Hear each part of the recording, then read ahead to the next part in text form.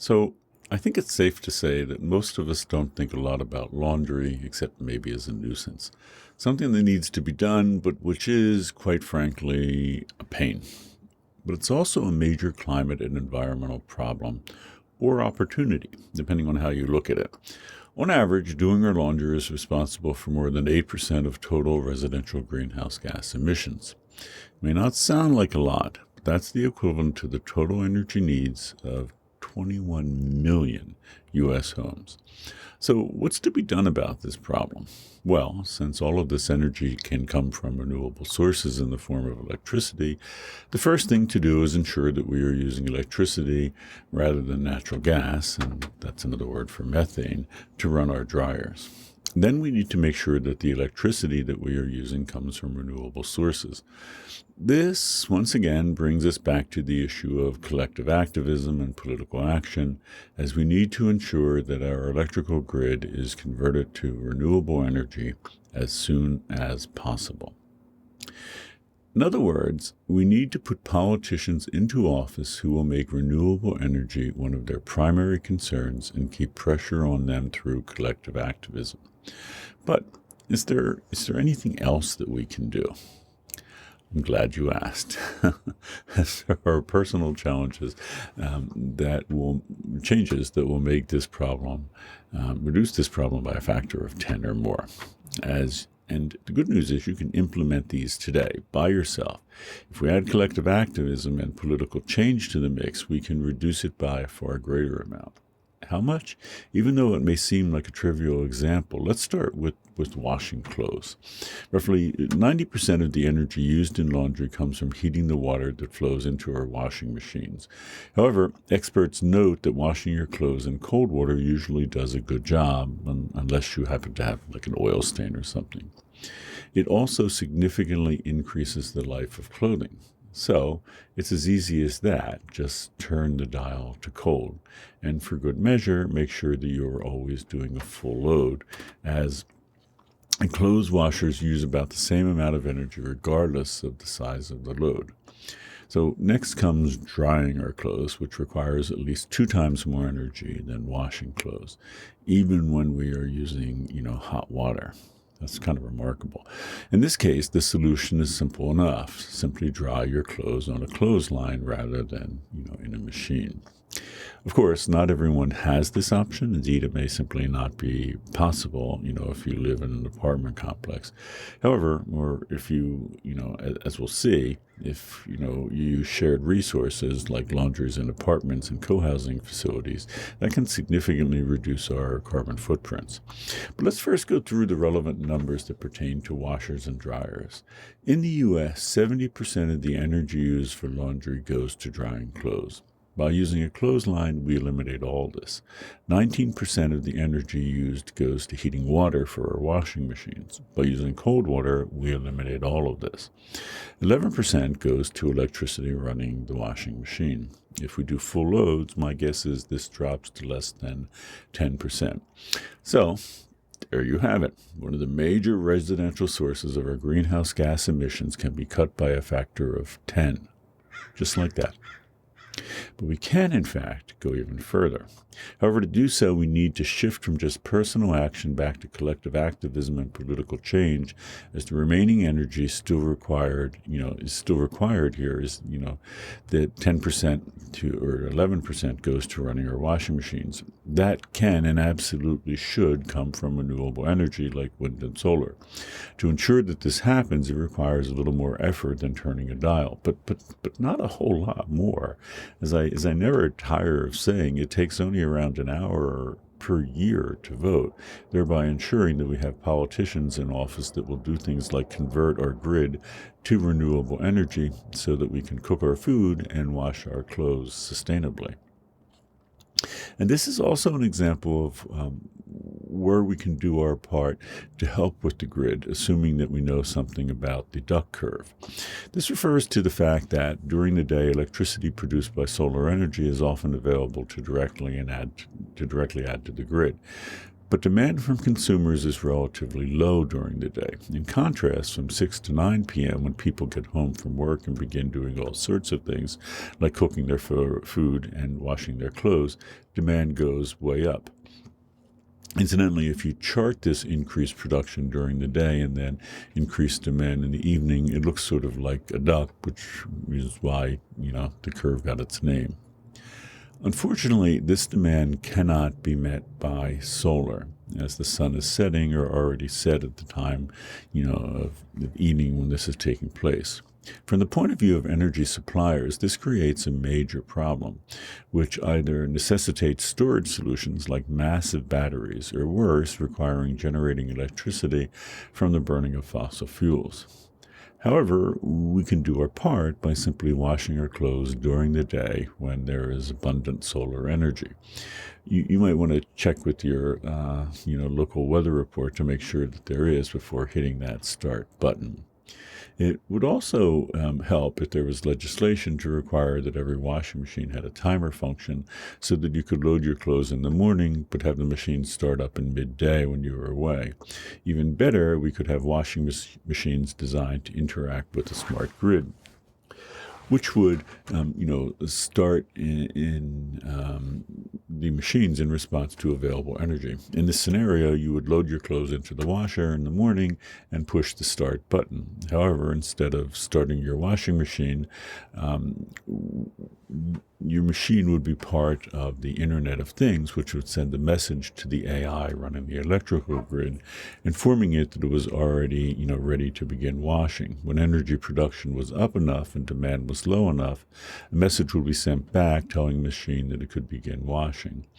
Although some people might, balk at the inconvenience here, if the cost of electricity during peak production was lower than in the evening, many people, might be incentivized enough to willingly take this option, as it would simply be cheaper. With respect to doing our laundry, there is one other obvious option which needs to be mentioned, as one popular British guide succinctly stated. The best way to lessen the environmental impact of your laundry load is to do less laundry. This is an added bonus, as it can significantly prolong the life of garments. When a range of experts was asked about the washing jeans in order to preserve their life, most suggested infrequent washings. One noted that if there is one rule to washing your jeans, do it as seldom as possible to keep your jeans in optimal shape, quality, and color. Another suggested that you should just wash jeans every 6 weeks. Still, another estimated that 10 or so wears should happen before washing. Washing clothes less frequently has environmental consequences related to more than just the climate crisis. For example, water use. Washing laundry is a significant use of water in the average home, accounting for somewhere between 15 and 40% of the overall water consumption inside the typical household of 4 people. And then there's the release of microplastics. As the Pew Charitable Trust notes, microplastics are a big and growing part of global pollution. Their 2016 study found that the breakdown of plastic fibers caused when synthetic textiles are washed was one of 4 primary sources, making up more than 3/4, 78%, of microplastic pollution in the ocean. Notably, but not surprisingly, I think, high-income countries are the main contributors here. Another study found that over 700,000 synthetic microplastic fibers could be released when washing a single average load of laundry. Hence, reducing the number of our wash loads would, in addition to adding to the life of our clothes and helping with the climate crisis, significantly reduce domestic water use and also the extent to which each of us are personally polluting the environment with microplastics. Okay, so far we've only been talking about the energy required to wash and dry clothes. However, there's the whole additional issue of what's often called embedded carbon, which refers to the greenhouse gases, that's GHG emissions, during the production of the washer and dryer machine. This is the same issue as with automobiles, as enormous amounts of greenhouse gases are released during the production of cars, which is separate and apart from greenhouse gas emissions that come from driving them. These two situations are, in fact, quite similar, as a good deal of the emissions released during the production of cars, washers, and dryers comes from the manufacture of steel, which is the major constituent part of all these. Although estimates vary somewhat between 4 and 5 and 8% of total global CO2 emissions comes from the manufacture of steel. Regarding clothes dryers, the answer is embarrassing simple. We can simply substitute a smooth hemp clothesline for a complex machine that emits literally tons of GHG emissions from its creation to its use to its disposal. And if we take care of that hemp clothesline by taking it down and bringing it in after each use, it can last many years. When it finally frays too much to use, it can simply be composted. With respect to embedded carbon, it might seem like we hit an impasse with washing machines. True, we could pursue the idea of using them more efficiently, such as only washing full loads, as well as producing these machines more efficiently. For example, by using renewable energy during their manufacture. But there is, in fact, another way of approaching this issue. Perhaps not surprisingly, given that I am the one who's offering it up, it involves cultural rather than technological changes. We often think that it is that, every house and every apartment, even tiny houses and micro apartments, needs to have its own washer and dryer. In fact, over 85% of the nation's households have a washing machine, and over 90% of homeowners, want an entirely separate room, a laundry room in their houses. So, like so many things, there's a good deal of cultural baggage here. Ever since the introduction of the agitator-type washing machine and the drum-type dryer in the 1930s, people in the U.S. were sold on their convenience. Probably not surprisingly. The problem was that they were often initially prohibitively expensive. Enter the laundromat, which allowed people to use washers and dryers without having to buy them, let alone build a separate room to house them. Although the first laundromat in the United States, the washateria, opened in 1934, they exploded on the American landscape after World War II. Having your own washer and dryer soon came to signal convenience and status. So, once there was sufficient market infiltration that most Americans owned these machines, a new complementary rhetoric took hold. If you didn't have a washer and dryer, and need to use, and if you didn't have a washer and dryer and needed to use a laundromat, it became a sign of reduced social status. The same thing happened with cars, as riding a bus is now often stigmatized. Consequently, it's hardly surprising that today nearly everyone wants to have a washer and dryer in their house, and that 9 out of 10 people want to have a separate laundry room. However, there are, of course, people who not only want to sell you a washer and dryer, they want to regularly sell you a new washer and dryer. In his classic treatment of consumerism, The Waste Makers, Vance Packard noted that in 1960, the board chairman of Whirlpool Corporations, Eliza Gray, delivered a speech to the engineers of the American Home Laundry Manufacturers Association, their technical conference that was most forthright. In it, he stated, "An engineer's principal purpose as an engineer is to create obsolescence." He continued that if engineers and other professional people had not created obsolescence at a tremendous rate, Americans would not be as prosperous, well-fed, and long-living as they had. In other words, this industry very much wanted to make sure that the washing machine that they sold you either broke or seemed old-fashioned relatively quickly so that you would have to buy another one. Consequently, we should be aware of the fact that there are powerful forces, and these, what I mean, are principally marketing forces that encourage us to buy a whole series of washers and dryers rather than relying on these machines for decades and hence spread out the embedded carbon over a long period of time. The same is obviously the case with automobiles.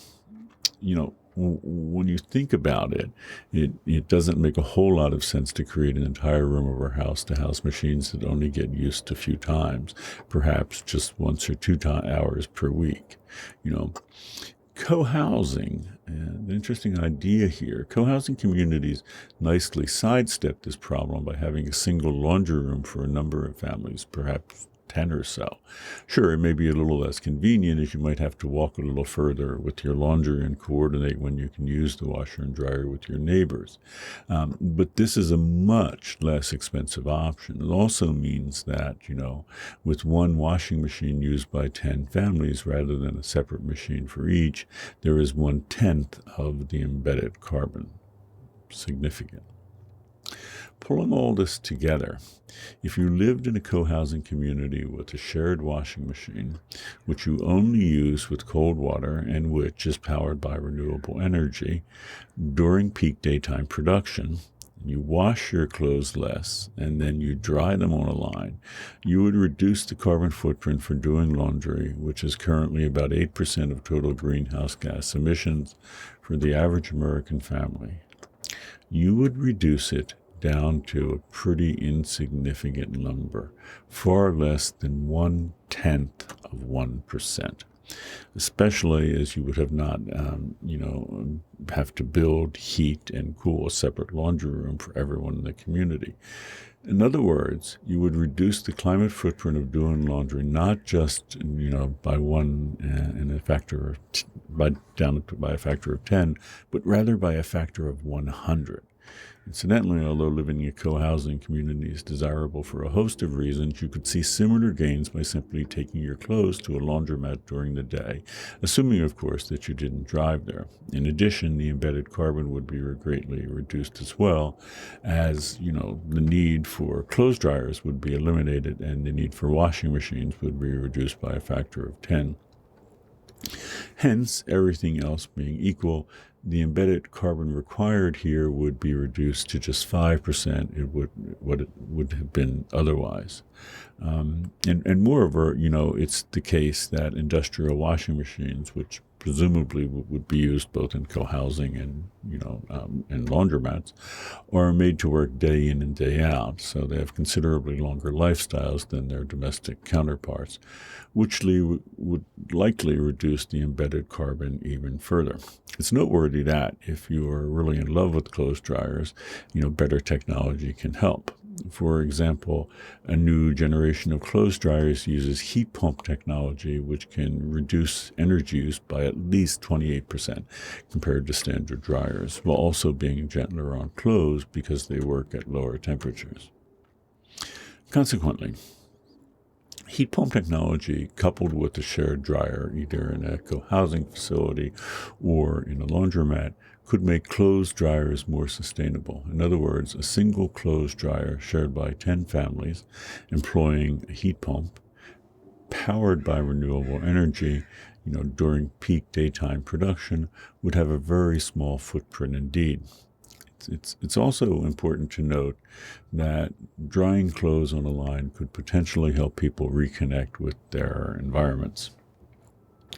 In his essay on the question concerning technology, the philosopher Martin Heidegger noted that there's an almost irresistible appeal to fossil fuel economy, and it stems from the fact that it converts the environment into what he called standing reserve. In terms of our example, for thousands of years, human beings had to wait on perfectly sunny days to do their clothes on a line. Now, however, we don't have to wait at all, as we can simply turn a knob that either directly in the form of methane or indirectly as electricity produced by burning coal or methane releases energy into our dryers that is derived from fossil fuels. Day or night, rain or shine. In this sense, the convenience of using these machines stems from the fact that they are able to convene the Earth's resources in the form of fossil fuel for our use at any time. In contrast, it's simply not possible to convene the sun at, 11 p.m. at night to wash our clothes. Although this is obviously hugely problematic from an environmental point of view, we have very much gotten used to this sort of convenience provided by fossil fuels. Although this approach is certainly more convenient, if nonetheless disastrous for the planet, something else is lost here, a connection to the environment. In other words, if you dry your clothes on a line, it requires you to, pay attention to the environment outside your door, thus potentially making you more appreciative of a bright sunny day for which you may have been waiting for quite a while to dry your clothes. I imagine that right about now, or perhaps a little while back, you might have been thinking that all this sounds complicated, perhaps excessively slow. After all, who knew that laundry involved so many options and was so confusing? But the simple fact is that in the past 60 years or so, which is when washing machines, clothes dryers, and laundry room came on the scene in a big way in the U.S., it was the same period of time when the U.S. and the rest of high-income countries put nearly 2/3 of the CO2 in the atmosphere. In my series here on, climate and generation, I consider U.S. emissions during this period in detail. I don't think that this is coincidental. In other words, having a washer and dryer in your house, perhaps in the laundry room, may seem like the most natural thing in the world. However, there's nothing at all natural about them, as they are relatively new innovations that are, quite frankly, environmental disasters, at least the way that many of us use them. More generally, we really need to pull back a moment from our day-to-day practices, like the entirely pedestrian activity of laundry, to consider the larger implications of what we're doing. One of the cornerstones of day-to-day practices, which I would argue are, one of the greatest dangers, is that we just never think much about them. I know this may sound like a silly example, and this is not to say that we need to go back to washing our clothes, on rocks by a stream. But it is the case that we need to carefully reconsider laundry, along with a host of similar practices. Since this particular cultural practice was written into being in its current form in the past 60 or so years, there is absolutely no reason that we can't rewrite it into another, far more sustainable form. One that might even help us reconnect with our environments, as we come to appreciate the simple wonder of sunny days and light breezes. Okay, thanks.